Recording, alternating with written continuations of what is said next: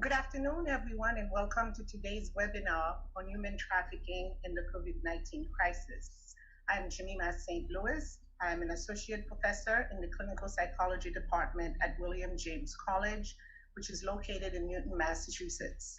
I'm also the co-director of the Center for Multicultural and Global Mental Health, which is hosting today's webinar. During the current pandemic, one of the priorities of the Multicultural Center is to ensure that we provide a platform to bring concerned citizens together in order to raise greater awareness about the unmet needs of underserved communities, share resources with one another, and continue to advocate for services that can promote the health and well-being of historically marginalized individuals, families, and groups, not only locally, but nationally and across the globe. We are delighted to have two of our colleagues, Dr. Paola Contreras and Ms. Stacy Reed, who will lead the presentation on this timely topic. Now, I would like to introduce our presenters. Dr. Paola Contreras is an assistant professor in the counseling department at William James College. She currently directs the forensic and correctional counseling emphasis and is the lead researcher on the Human Trafficking Community Research Hub. She is a clinical supervisor at RIA House, where she works with a team of providers and peer mentors that engage people with experience in the commercial sex trade and its associated exploitation, trafficking, and prostitution. Ms. Stacy Reed is an author, poet, and supervisor of the peer mentorship program at RIA House. She is a survivor professional who has traveled internationally with 20 plus years of experience working with people who are living with substance use disorders, experiences of prostitution and sex exploitation, domestic violence, mental health, and HIV and AIDS. She is a dedicated and passionate woman who helps others move past challenging experiences for the betterment of their quality of life. Please join me in welcoming our presenters, Dr. Paola Contreras and Ms. Stacy Reed. Thank you for joining us. Thank you so much for that introduction, Dr. St. Louis. I'm going to get right into it because I know you're all here to learn more about what we might want to think about right now amidst the COVID environment and human trafficking. And so one of the reasons that my colleague Stacy and me decided that we did want to do this webinar is because we've been getting questions from many people who are doing or are interested in doing anti-trafficking work that have asked us, what effect do we think COVID-19 and the country's response to this pandemic is having on human trafficking? Now, the answer is that we don't know for certain yet, but several issues do make the COVID scenario concerning for human trafficking. First of all, the last report that came out about trafficking in persons that was published in 2018 by the United Nations, it emphasized that high rates of trafficking that erupt in territories by war and conflict is a major concern. Now, COVID, it's not a war, like not as in combat war, but we have seen our streets emptied, and we've also seen important social safety nets suddenly dismantled, closed down by the abrupt and necessary disruption that has plagued most forms of business and also employment. Specifically, there's the Polaris Project, which conducts routine anti-trafficking research in the United States, that's emphasizing that we should be considerably worried about the economic effects of this virus. And that those economic effects are undoubtedly increasing some of the vulnerabilities that make people susceptible to both sex and labor trafficking in the first place. So things like economic need, unstable living conditions, and substance use issues, among many others that we're going to talk about a little bit today. So for this presentation, for this webinar, Stacy and I are going to give you a quick review about some current facts about human trafficking, followed by a highlight of some factors that are particularly important in the COVID context, based on our experience walking with people that have experienced exploitation. And then we're going to give you some tips and practice recommendations to support people who may be at risk of trafficking or re-trafficking. So first, it's important to highlight that human trafficking, people who are ravaged by it, they're a hidden population. It's been very hard to establish what is the scope of the problem. So finally, after a couple of decades of trying to figure out what is the scope of the problem, because as you might know, it is very hard to determine what the prevalence is around an issue that's hard to count, like human trafficking is. So more recently, we've actually been able to come to numbers that we can rely on.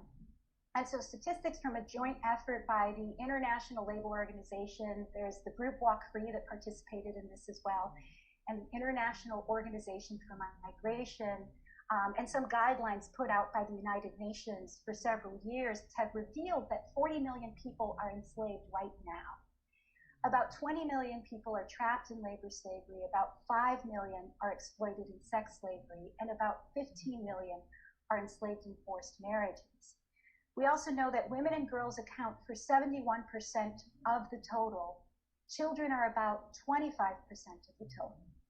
And that study also finds that 89 million people have experienced some form of modern slavery during the past 5 years, ranging from a few days to several years.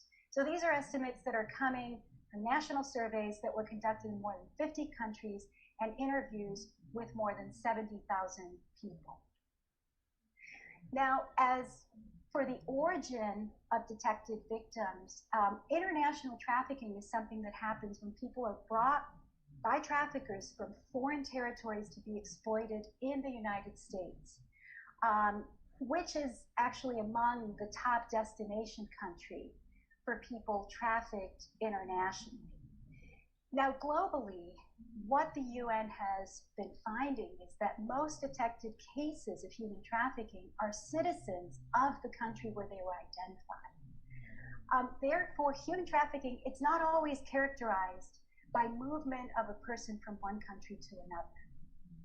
And in the United States, trafficking includes both people who were brought from other countries to the United States to be exploited, and it also includes US citizens who are exploited in the United States. If you can see this graph here, currently 76% of the detected cases of human trafficking are in the United States are of US citizens. Now, this doesn't mean that we don't also have a big international trafficking problem. It just means that right now we're very good at detecting that our own US citizens are also being greatly affected by exploitation.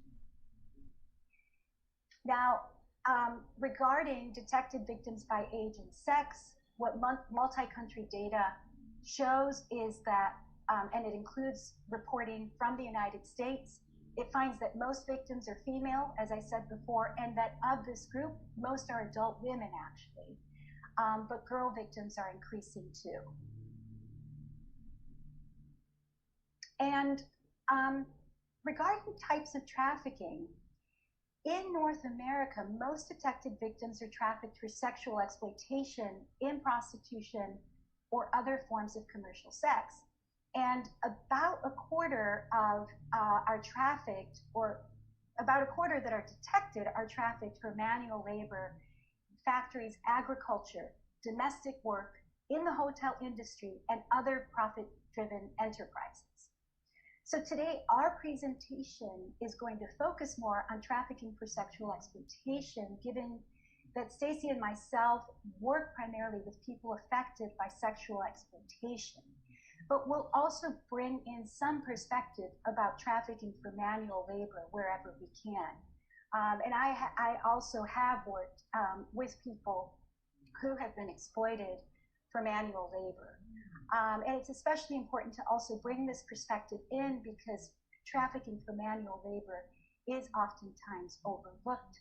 Other types of human trafficking that exist are forced marriage, child soldiers, and different forms of debt bondage.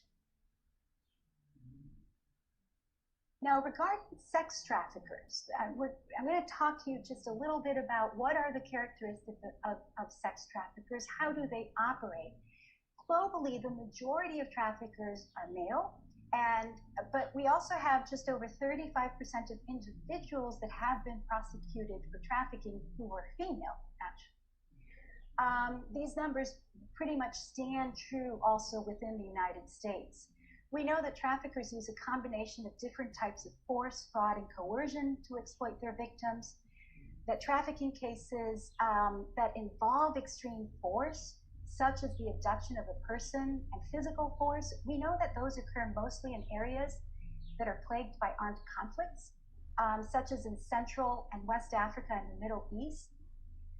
Abductions are far less common in trafficking that occurs within the United States, but it is important to highlight that cases of abduction that led to trafficking have been reported by people trafficked to the United States from other countries, and especially from countries where there are precarious socioeconomic conditions or conflict. Now, regarding the trafficking of U.S. citizens, studies find that traffickers here are actively seeking people that are running away from abusive homes or other complicated life circumstances that make them more vulnerable to fraudulent proposals. So trafficker offers will range from inviting unsuspecting victims for a place to stay, to befriending them, or to engaging them in what will feel to the victim as a full-fledged romantic relationship. Other forms of force that are used by traffickers include physical and sexual assault to condition the person to participate in prostitution. Some traffickers also encourage victims to use drugs and alcohol as a way to lure them and keep them trapped in commercial sex. And though trafficking, as I said before, doesn't necessarily involve the movement of a trafficked person, there are studies that show that about a third of U.S. traffickers move across state lines, and they use all forms of transportation to travel with their victims. I'm also going to talk to you a little bit about sex buyers in the United States. The term that we commonly use to talk about this group is demand. Now, what prevalence studies of demand have found in the U.S. is that sex purchasing among U.S. adult men was roughly 4 million men. However, it's important to take into account that the rate of sex buying could still easily reach about 10 million transactions, because more than half of sex buyers also reported purchasing sex more than once in the recent past. And then there are other studies that look at the behaviors of sex purchasers and their attitudes, and they found that this group was more likely than men who don't buy sex to report sexual aggression, likelihood to rape. They are also more likely to engage in impersonal sex, to exhibit hostile masculinity, and that they show less empathy for women in prostitution, who they tend to consider as different from other women. So studies that are showing high rates of sex buyer violence and high rates of demand to purchase sex, which actually increases the trafficking of people to commercial sex, this is what's led many advocacy groups to focus on the prosecution of sex buyers as a more effective anti-trafficking agenda, given the enormous challenges that we have to prosecute traffickers, which we won't be able to get into today. But for instance, in Massachusetts, a well-known organization that's working with this issue is Demand Abolition, that's headed up by Ambassador Swanee Hunt. We're very proud that with the Human Trafficking Community Research Hub at William James College, RIA House, and the Imagine Foundation in 2015, we were able to do a study to understand more about the online commercial sex market and found that in a period of 3 months, a conservative estimate of 7.7 million was exchanged in the commercial sex market via online ads within geographic areas from Boston to Worcester. If I recall correctly, I believe that most of the high rates of transactions were coming out of areas like Brookline and Cambridge. So now I'm going to turn it over to Stacy, and she's going to talk to you a little bit more about sellers and buyers. Hi, thank you all for having me today. It's an honor. The candle is lit here for women who are still out there and who haven't found their way or suffered some kind of way from human trafficking and sexual abuse. So this slide is about, it's another look at sex traffickers.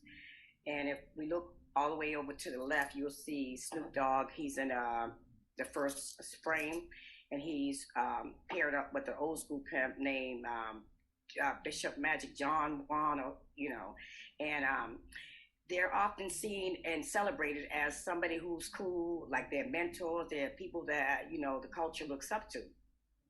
And a lot of these guys are admired or praised by rap artists who sell, exploit, or abuse other people. Not all rap artists do that, not to say that everybody does. Let me be clear out the gate before somebody says, oh, she said all rap artists do that. No, but a lot of rap artists a lot of people in the industry, music industry, like to praise or make fun about these guys when in actuality, these guys are real people. Like they really buy and sell people, and they're really still alive today. I remember these guys personally from back in my era, and it was never nothing nice. And so the next person on screen is her name is Madam Claude, and she was a madam back in 1960s. She was a French madam whose client list reportedly included John F. Kennedy, Marlon Brando, Muammar Gaddafi, and she was a former French resistance fighter who got her start as a businesswoman selling Bibles. She managed a brothel in France, and she had a roster of over 500 women. So she sold a lot. She helped sell a lot of women. The next person in the slide is Heidi Fleiss, and she was an American madam. She's from Los Angeles, California, and she was known as a famous Hollywood madam. And she did a lot of horrible things and sold a lot of women, and And another woman that we don't have in this slide is, I want to get someone who was local, so I did a little research this morning, so pardon me for not having a picture. I looked up and I found out that Lori Ann Barron, she was the New Hampshire woman convicted of sex trafficking, young woman at a brothel in Lawrence, Massachusetts, and she was sentenced to 9 years in prison after doing what she did. And so those are normally like the people that we're used to seeing to sell prostitutes or sell people, when in fact that's not how it is today. Today, the people who sell people look more like the group of people, gentlemen here. They're your average everyday person. Like it could be your boyfriend, the construction worker, the basketball player. I know a lot of clients that we serve or that we've helped have come to me, and I've met their boyfriends or their so-called friends, and this is exactly what they look like. And they talk about being in the life and being bought and sold. And so it's amazing to see how this buying and selling of people has evolved to really super normalizing it until so that we are not able to recognize it like right off the bat. And so for the people that we do recognize right off the bat is over to the next part of the screen. And this, we all know Mr. Jack Nicholson. Well, what a lot of people don't know about Mr. Jack Nicholson is that he was hit with a lawsuit alleging that he promised a prostitute $1,000 for sex and then assaulted her when she asked for the money. And he paid her a little bit, and he came back over to the United States, and we never heard much about it in the news. And he proceeded to continue to win like Academy Awards for his work, and he had assaulted a woman in another country. You know, he was buying sex in another country. The next person in the slide is R. Kelly. We all know, just about everybody I know knows about R. Kelly. And he was, in the beginning, he started out being charged with 2 counts of prostitution and solicitation involving a girl under 18 in 2001. He's presently incarcerated, and since then there has been said to be 13 charges against the singer, including child abuse, obstruction of justice, and a number of other charges that he's collected. And so he doesn't really see that he's done anything wrong. And the women who he served, the women that he exploited or that he took advantage or abused, have what we call a Stockholm syndrome. Like, they don't really think anything happened to them. They don't think anything's wrong, that he really loves them, and that this is the way of life, and that anybody who interferes with them is just trying to stop them from getting money. And it's just, the whole situation is insane. The next gentleman on slide here is Mr. Billionaire Jeffrey Epstein. So he was a New York-based financier with a high profile, accused of sexually abusing many underage girls. And he wound up going to jail, and he was found in his cell, and they said that he committed suicide, but that's still questionable, because when you think about the norm for jail, which we're not going to get too much into that, but I know a lot of guys, I work with guys who've been presently incarcerated. Their thing is that you can't come to jail if you ever touch a child or if you rape somebody or something like that. So my guess is that we'll really never know what happened to Epstein, but he is passed on. And last but not least, we have here Mr. Charlie Sheen. Now, what I found out in researching Charlie Sheen's background was that he spent over $1.6 million a year on prostitutes while having HIV. And there was a madam who said that he paid extra to have sex without condoms, and that he favored pre-op transsexuals. You know, and we look at Charlie Sheen as this no big deal. He's an icon. He's still, whenever, you know, his TV show, 1.5 Men, is still streaming, and everything's all fine, well, and good. When in fact, these are people who buy people who ruin people's lives. Okay, thank you, Stacy, for putting a face to what we're talking about. Moving on here from sellers and buyers, also wanted to highlight who do traffickers target. So what the research shows is that the people most vulnerable are minors in foster care and adults actually with a history of involvement in foster care. And other vulnerable populations include, but they're not limited to, the economically vulnerable, people struggling with addictions, people living with disabilities, runaway youth, where LGBT youth are overrepresented actually, and people with histories of sexual abuse as well. And so I'm going to turn it over back to Stacy again. She's going to help us put a face to this. What does this actually look like? So Stacy, right back to you. Well, thank you. So here we go. In this slide, the first screen is a picture from the Hustlers movie. And what this movie does, in my opinion, is that it glorifies strippers robbing tricks or johns, if you will, and it's avoidance of a reality, and it's encouraging women who are in their life to get revenge. Now, when I watched this movie, I found it entertaining, but I find it appallingly and also appalling. And the reason why I say that is because with my experience with stripping and knowing and living with plenty of women across the United States, all up and down the East Coast, I must have worked in maybe more than 10 strip clubs. And in every back room that I ever worked in, it was not a treat. You had to belong to a gang, you had to have a pimp, or you had to be paying somebody. And so it wasn't all glam and glory as we see in the movie. However, the movie glorifies it, makes it, and they miss a lot of that. They leave out a lot of that stuff. And I feel like that was, I guess, you know,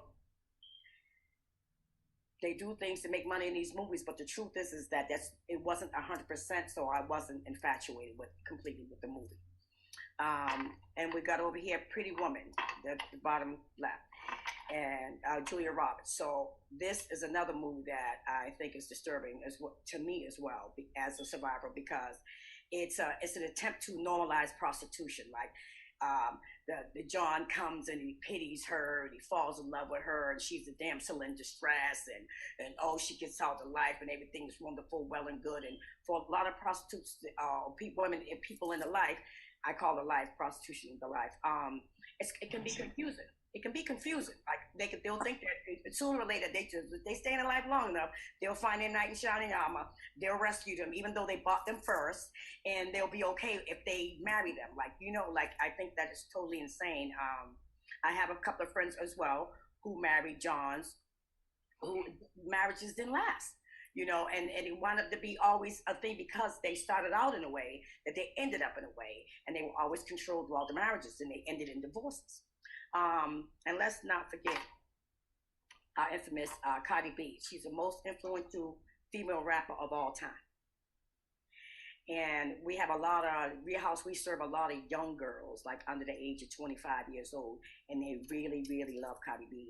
The way she dressed, the way she works, how she makes her money. She's got a song that's popular about money, and but she talks about stripping, but she doesn't talk about the fact of what happens again in those back rooms, or the fact that she actually prostituted herself. And so if she says she didn't, I'm not to say that she did, but there's a couple of YouTube videos you can look up. There's some research you can do on her background, which talks about that she in fact did. And because I feel like when you don't know what you don't know, because when I was young and I got turned out, I didn't know what I didn't know. I didn't think there was anything wrong with it. So I can see where she's at in her life, or when she was in the life, when she first started with all this stripping and all this kind of stuff, that they think it's okay because money is the root to evil, and if you are not getting that bag, if you're not getting no money, then you don't have no status. And so it's a bad misrepresentation of what a life should be for a young woman, or for a lady, or for a person, anybody, because I have transgender friends as well who are in the life, who are strippers and who do things as well. So this slide is more of the people that are being exploited in Massachusetts. At RIA House, we serve an upwards of 300 plus people that resemble the people on this slide. They are people from all walks of life in Massachusetts. And they look like most of the people that have reached out during these COVID times. Our participants have experienced high rates of domestic violence, alcohol, substance use disorders, mental health, and other secondary diseases. The hardest thing to hear is that a person has been exploited or prostituted. So it's that they've been doing it so long that they don't care to learn to a new way to live, or that they're too old with no need to try something different. It's so heartbreaking when I come across women, because anybody under the age of 18, okay, there's something wrong. Let's call this, the powers that be, or the police, and get them rescued. Let's help them. But if they're over 18, they're seen as, oh, you want to do it, you're choosing to be like that. And that's not always the case for people who are over the age of 18. They're often looked down or shunned because of their age. Other reasons include ignorance and misunderstanding of the disease of addiction. Like, a lot of people think that people get high, they use heroin, they smoke crack, they take pills, they do drugs, they're alcoholic because they want to be, when that's not true. Other reasons are Stockholm syndrome. They're with an abuser who convinces them that they love them, or that they believe that loves them, and they just can't get away from them. Like, their subconscious is telling them something, telling them that it's right when it's really wrong. Mental health is real. Mental health is real, and so isn't the disease of addiction. Addiction is super, super real. Other reasons are like abandonment, or criminal histories, or inabilities to find employment. Unfortunately, money is the root to evil for those people in their life, or selling sex, and so it makes it okay. I had a client one time, she was working and making lots of money. She was doing escort, had an ad, she was on Facebook or social media, and she was like, why the hell would I want to go get a regular job and I could just put up an ad and make a quick $300 to $500 a day? I don't care to be doing all that. And it wasn't until she was sectioned and that she had a couple of overdoses that she realized that she wasn't looking like she was anymore, and she wasn't getting as much money as she was in the beginning, or that people weren't requesting her as much then she was like, okay, well, maybe I need to do something different. Maybe there just is a problem. I'm beginning to get sectioned, and not by my family, but by the authorities. Like, because you can be sectioned by the police and by people, the doctors in the hospitals, and that's what was happening to her. For many, when they do find employment, helping them understand or gain the patience and rewards of working honestly or from the heart of being tax-paying citizens is extremely challenging, you know? And so the work we do is hard, but it's worth it. It's meaningful. And I need to say that I mentor at least about 25 women. And out of the 25, I like to say, we have about 5 or 6 who teeter in and out, but for the most part, the rest of them are doing well, and they've been able to take suggestions and helping themselves be able to move past the life and to do other things to have a better life. Thank you, Stacy. I want to highlight, and I'm going to embarrass my co-presenter a little bit right now, but I want to say that I've had the good fortune of being able to continue my teaching, being able to continue seeing the patients that I work with, the clients that I work with, from the comfort of my own home, and thank goodness for this technology too that's made it possible. Stacy is someone who continues to be on the front lines. I can't talk specifics because of confidentiality, but she's out there. And she's making sure that people who would otherwise be seriously falling through the cracks right now, she's helping keep them afloat with proper social distancing, of course. Yes. You know, and she's been relieved from RIA. RIA House, the organization, isn't asking her to do this, but I know you, Stacy. You just can't. You can't stay in. So, you know, she's done it responsibly. She's going out there to meet women that really need this right now. And I'm sure that if she wasn't there, these women would be falling back through the cracks. So thank you for that. With COVID-19 and trafficking, I think maybe you're already getting a clear picture of what we're up against. You're hearing that anyone can become a victim of sex and labor trafficking, actually, but that some people are more vulnerable. And some stressors also increase vulnerability. And so, as I said earlier, the most recent United Nations Trafficking in Persons report, it emphasized that areas that are experiencing significant conflict and stress create more opportunities for traffickers to exploit people. Now, as people's resources and social safety nets are depleted amidst a crisis like this one, the more vulnerable they're going to become to exploitation. And so right now what we're seeing are some people that are very quickly losing their jobs, and with that, all of their financial security. In some cases, for the women that RIA House walks with, maybe they had just recently gained some employment that was giving them hope, and then, you know, they lose it. So the Polaris Project, it explains it like this, and here I'm directly quoting them. They say, "We know that human trafficking thrives on chaos and desperation in communities already ravaged by ills, including addiction and poverty." This is what Stacy was highlighting. So while we do not and cannot know exactly how the pandemic will affect sex and labor trafficking in the United States, we can be pretty sure that those communities will be even more vulnerable to violence, abuse, and exploitation in the wake of this massive worldwide economic and social disruption, end quote. So the Polaris Project also emphasizes concern about the impact that the COVID context will have on immigrant communities, especially for those who are undocumented. Because immigration status, it's always been weaponized by traffickers, and it's been used as a way to keep victims under trafficker control. And so with the prevailing fear and isolation of the COVID environment, immigrant victims of human trafficking are going to be even less likely to come forward. This is very likely going to be the case. So what we're seeing is a scenario that's very likely going to increase vulnerability to trafficking. Now, what would COVID-specific recruitment look like for labor trafficking, trafficking for manual labor? Well, people are will take jobs that may be exploitative off the books, more likely to, less than minimum wage and with no protections.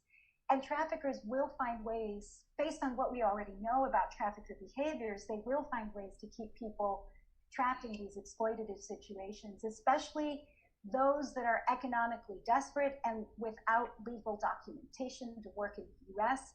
And the same is going to be true of, we think, and based on the work at RIA House, we think that the same is also becoming true of sex trafficking in the COVID environment, which I'll let Stacy talk to you about a little bit more.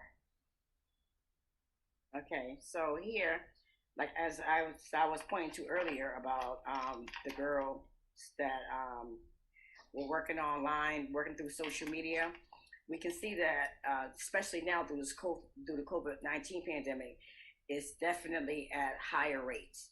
So here, you see that you can just about buy sex on any one of these websites: Facebook, Twitter, Instagram, any one of them, YouTube, Craigslist here. And what I noticed when doing research was that 20,000 sex ads are posted every month. And that's I don't believe that, because what I did was I went further to look and see like what are they doing? What are they actually doing? And even though like I don't care to look at any of that kind of stuff for research, and because of the work that I do, I need to be in the know. So I went on to Pornhub to see exactly like how many people are like, what's going on through these COVID times, like what's the rates of human trafficking or sex, just buying and selling about sex online.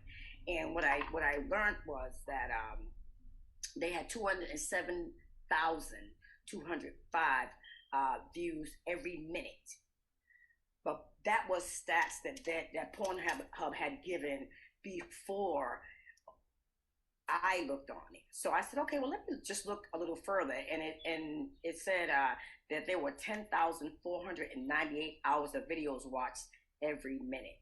But when I clicked into one video, it showed me that it was 1 million. And that was within a time, I think it was like within a 10-minute time. So these numbers, any numbers that you would see for their statistics when you log on to these websites are tripled. I noticed that a lot of times when we go out as a team in RIA House to do presentations, we talk about the sugar babies and the sugar daddies. And this website is mostly geared to like college students, like people, the younger generation. And what they do is they lure the college students in to believing they're going to help them pay for school and buy their books and stuff like that. And it's not so bad. But in fact, sugar babies or sugar daddies, in my opinion, is some of the worst websites out there. And during the COVID times, the numbers have gone through the roof. And it's just not okay to buy and sell people. I just can never wrap my brain around that. And I had a client who I usually, most of the time, she walks the stroll or the blade or whatever you want to call it. She walks the street to sell herself. And because with RIA House, we're not specific in the client doesn't have to be totally in recovery, clean and sober, or completely out of the life for us to help her. I have one client that I know for sure that I go and I check on her on a regular basis on Blue Lab in Roxbury, and she has no internet, like she has no laptop or no computer, but she found a way to be able to get online to try to set up an ad and to be able to check in with, I believe that she's doing it at her sugar daddy's house, and to be able to get dates like that because of the COVID pandemic, she's not being able to pick up a lot of clients on the stroll. So she got somebody to hook her up who is also like somebody who's buying her too. And so I just find that this is just due to COVID thing, and she it's just the saddest thing. It's the hardest thing to watch. But this is the new wave of buying and selling sex, the internet, social media. So we got to just be careful in how we help people to understand that it's not okay. Like when I go into the schools, the high schools, or when I talk to a young generation of women, I always tell them, listen, it's not okay. It's okay to be cute and be fly. It's nothing wrong with being sexy, but it's not okay to be sending nude pictures through social media or pictures without, not even on social media, just through your cell phone, period, to other people, because you never know how people can exploit you or take advantage of you. So you just got to be careful. But and people do desperate things in desperate times, and so we need more resources to help people who, so they don't do stuff like that, or who feel like, like this is the way to go. Like, it's really horrible. I have one client who, she's been through all this before, but she lost her job. And so she doesn't know another way to get any money, and she has a child to feed. And so it's really hard. And I'm grateful for an organization like RIA House, because at least we do our best to step up to help her meet those needs, or most of her needs, so that she can eat and get a cell phone paid, or try to help her pay her rent, or do something so that she can, keep from going back to the old ways, or to reaching out, or re-exploiting herself, if you will, on social media just to feed her and her daughter. It's just too sad. We need more organizations and more people willing to help in a way that is necessary. That's for sure. And maybe you can talk to us now, Stacy. Move on to what are the red flags? Yeah, right. for sex trafficking. Right. So for red flags with sex trafficking, what I've noticed in this clients that and the women that I've been serving, or the women that we have served, is that if they avoid me, or if they avoid any call from the team, or they have inability to return phone calls, that's a red flag. Too much of no social media, because I've also had about 4 clients who were told that they can't have a cell phone, or they can't have a Facebook page, or they can't be on social media.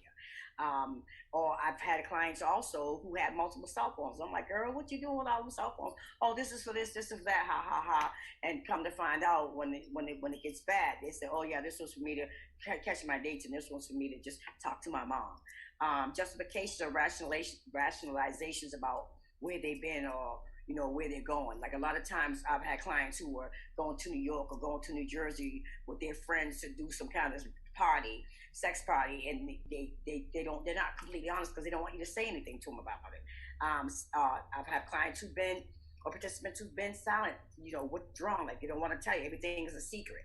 And I've also had lately, through the COVID times, they've been more angry, acting out, cursing, yelling, screaming, blaming, like everything's somebody else's fault, or there's somebody else's problem, not their own, because they just want to shut you off, because they don't know how to accept the help. Calling, had a girl who every 5 minutes it seemed like she was calling and checking in with somebody, but she didn't tell me, or she wouldn't let me know who it was.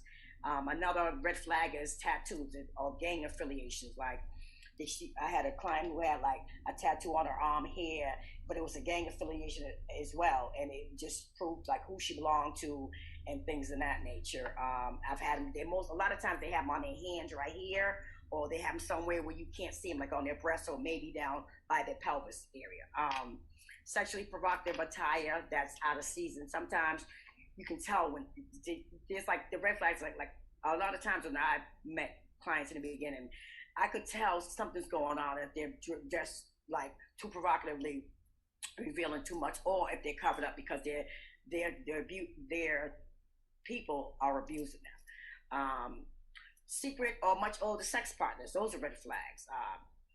I got a client right now, her abuser is like twice her age, and it's a horrible scene.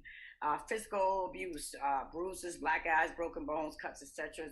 Too much or no money, because a lot of times I remember when I was in life, I made a lot of money, but I never had any money, because my abuser would always take all my money, and I knew to give it to him, because for fear of those bruises and black eyes that I mentioned in the bullet before, the too much money one. Mm-hmm. So, and I'm going to talk a little bit about the red flags for labor trafficking, and I should clarify that none of these factors are in and of themselves individually indicative of sex or labor trafficking. And actually, at the end of the presentation, there's a page for those of you who want the presentation, with links to validated screening instruments. You can look at those questions and you can use them to screen for human trafficking. Maybe not to to pull them out and do them with people necessarily, but to just keep in mind what are some of the things that you want to be looking at. So for labor trafficking, some of the red flags are working excessively long and unusual hours, identification documents that are controlled by a third party, by the employer, limited English proficiency, people who are living in their place of work, and without any kind of clear distinction between when are they working and when are they not working, but basically working round the clock, malnutrition, dehydration, exhaustion, and being fearful of law enforcement. And now Stacy is going to talk to you a little bit about intervention and self-care. So the intervention and self-care, I think the most important thing to do is to help the participant, the client, to practice, be able to have some kind of self-forgiveness. I know for me, when I was trying to get out of the life, I couldn't forgive myself. I couldn't, everything was my fault. I felt like I was responsible for everything I've done since I got turned out at 14. And it took a friend of mine to tell me late in my life that it wasn't my fault. I was 14 years old. I was naive. I was a young girl, naive. I didn't know what was happening. I was looking for love in all the wrong places, and it really wasn't my fault. And that I had to forgive myself for all the poor choices that I made as a teenager, because I didn't know what I didn't know. And a lot of people coming out of life, they don't understand that, they won't accept that, because sometimes you can really have a harsh background. It's okay to surrender, if you will, you let go of whatever grudges. Like I always tell participants or women that I work with, like, it's okay to just let it go. It's okay, just wave the white flag, let it go. It's okay to ask for help. There's nothing wrong for asking for help. And a lot of time, and it's hard. Psychiatry and therapy. I remember when that was first presented to me, and I can honestly say about 12 of my girlfriends that I'm real close with today, we laughed about this not too long ago, because when that was first presented to us, therapy and psychiatry, the first thing we thought in our mind was, we're not crazy. We're not going to no damn therapy, no damn psychiatrist or no therapist to tell us how to think or how to live. That's crazy. Ain't nobody crazy. I ain't taking no pills. I ain't taking no medication. And it wasn't until I had practiced that self-forgiveness and that surrender, and that I tried the therapist. Now, mind you, let me just keep it real. I went through a couple before I found the one that was fitting to me and that made me feel comfortable, that I was able to get past, all the stuff that I've been through. Support groups. It's always nice to have support groups, people who can identify what you're going through and not capitalize on what you've been through. Because I can honestly say I've been to a couple of recovery meetings, and I try to share on a level and about being trafficked or prostitution and stuff like that. And before I could even get to the door, there was somebody meeting me at the door trying to solicit me or wind me back into life. I've had it from men who try to pimp me out to my girlfriends who want to do escort or do it another slicker, cooler, faster way. I don't know. But for me, I just couldn't do that. So I had to find what was best for me. And I just found another whole completely support group. Peers with similar experiences who are in recovery, they're always great. Also new hobbies, because clearly the old hobbies, the old things that people like to do that are caught up in a life were no good. So new activities are always good. It's always good to introduce them to new activities. I found that when somebody presented new activities to me, because my mind, when I first got out to life, because my mind was so small, once they started introducing that kind of stuff to me, I started saying, oh, okay, so maybe there is something other than this to do, and that can be okay. Realizing lost dreams. When I first got out of the life and I first got clean and sober, I knew that I always wanted to go to school and get my education. But when you're stuck in the life, you're stuck in a way, you don't feel like there's no other way out. And so thank God I had mentors that kept pulling me along and saying that, yes, you can do this, you can go to school, and that I stepped out with courage, and I just went on to school and did what I did one day at a time, and I'm here today. Positive self-affirmations are so good, because I'll tell you, I bumped into my abuser, my so-called pimp, like maybe a couple of years ago, and I was stumped, like I was shocked. I was like, oh man, like I can't even believe like I'm seeing this man face to face. And I had to say what I need to say to him. And I can remember walking away and having to tell myself that I am not what happened to me. It's not my fault. I've moved on from that life. I can be better for this experience. It's not my fault.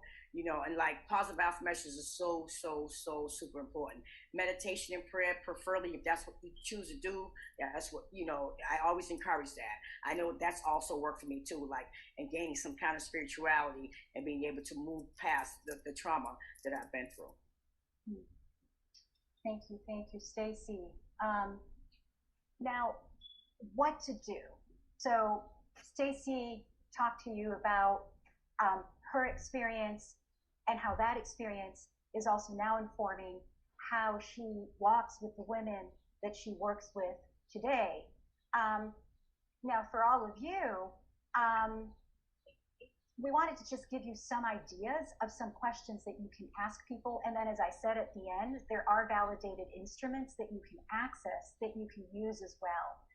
So questions to ask clients during this time to try to see if maybe they're becoming more vulnerable to exploitation. So things like, what are you doing to get by? Is anyone offering you ways to get money that makes you feel uncomfortable?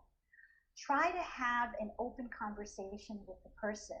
So instead of doing a question and answer experience that can shut people down, you want to keep the conversation open. You probably don't want to use the word trafficking initially because it might shut the conversation down. You don't want to use the word prostitution, but try to ask questions more that describe the situation that you're trying to learn more about. And actions to take, you can consult with local anti-trafficking organizations if you suspect trafficking, and we're also giving you resources on that in the later slides of this presentation.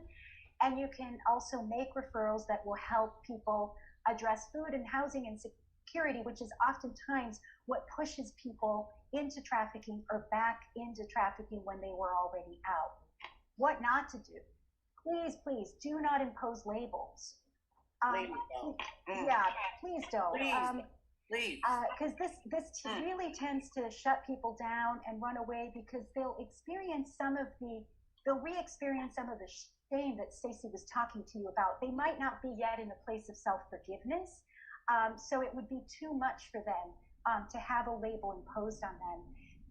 Be mindful, make no assumptions, don't pity, blame, or shame. Don't control how participants will receive help. If somebody doesn't want to go to the police, don't make them go to the police. For minors, of course, you know, we have our mandated reporting requirements. Absolutely, you need to follow those. But for adults, it's different. You really want to make sure that the person continues to feel in control and remember that what they've lost with their trafficker is that sense of control. So you want to give people that back and, you know, not become controlling in the name of helping because it'll just backfire. Don't interrupt participants' thoughts. Let them talk. Be honest and transparent. Make no comparisons and make no promises. This is a very important one because the experience of trafficking for a lot of people is a series of broken promises. So we don't want to be another person that breaks a promise to them. So talk to them about possibilities, plans that you'll make together, collaborate with them, and then work together towards goals without making big promises. Now, with policy and legislation, you want to support policies that protect marginalized communities right now and create social safety nets, so financial service benefits for vulnerable communities. We've seen already how those are helping tremendously. Rent moratoria that protects existing housing and the availability of housing vouchers. And we want to ensure that these benefits are going to extend beyond the health crisis to cushion the social crisis that will very likely follow. So issues like chronic unemployment. And so here's a slide that gives you the validated human trafficking screening tools that I mentioned earlier. You can look at those. And here are a series of hotlines and help centers that you can contact for more help with either people who are already experiencing exploitation or people that you suspect might be at risk or starting to experience exploitation. But most important right now is that you find ways to continue to connect to the people you're already serving. If you can't meet in person with someone, stay connected. We really encourage that with check-ins by text, phone, email. Let people know that you care about what happens to them. And if you can, direct them to resources whenever possible. Yes. And so, yeah, that's really important. Before I show you a brief video about RIA House's work to close, I wanted to also close by reminding all of you who have joined us for this webinar that, as Martin Luther King once said, everybody can be great. All of you are great because everybody can serve. And all of you, I'm sure, can find your own way to serve during this time. So thank you for your work. Thank you for being here. I'm gonna play right now, and we're gonna move to Q&A. So 1 second here. Bear with me.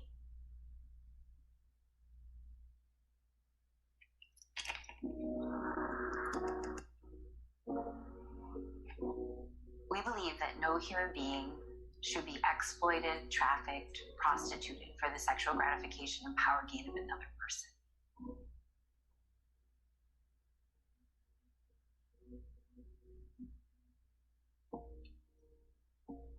The commercial sex market is built on the backs of kids, on average as young as 15 years old in the United States.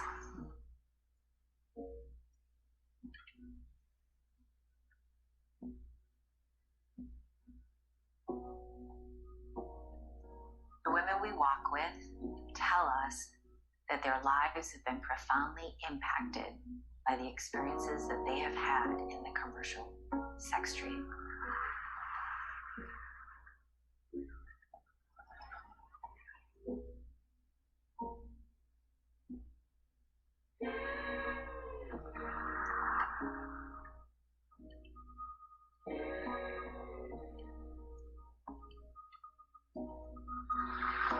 She is alone.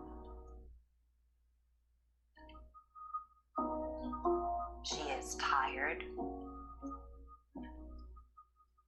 She is numb.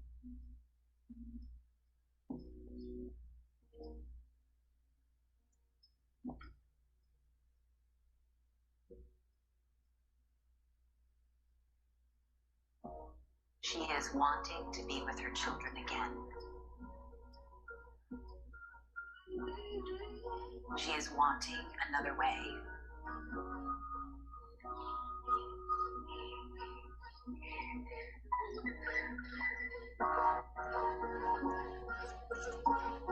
She is more than her story. She's always been more than her story.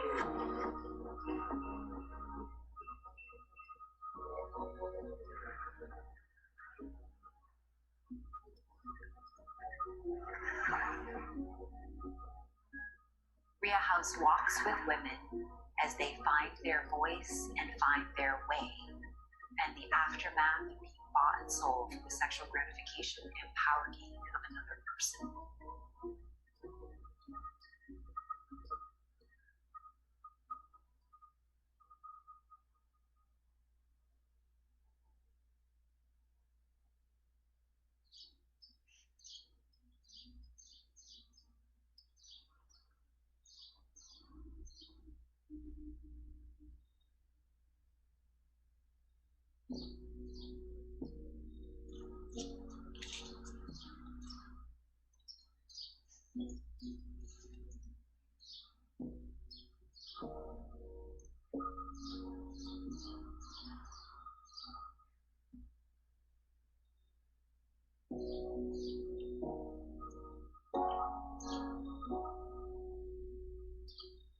She was alone.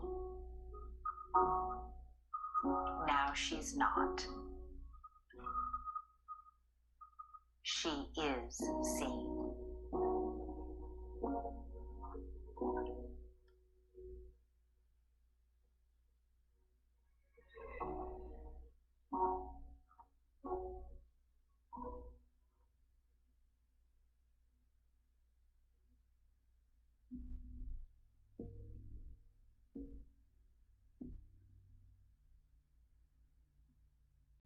All right, so that ends our presentation. Thank you so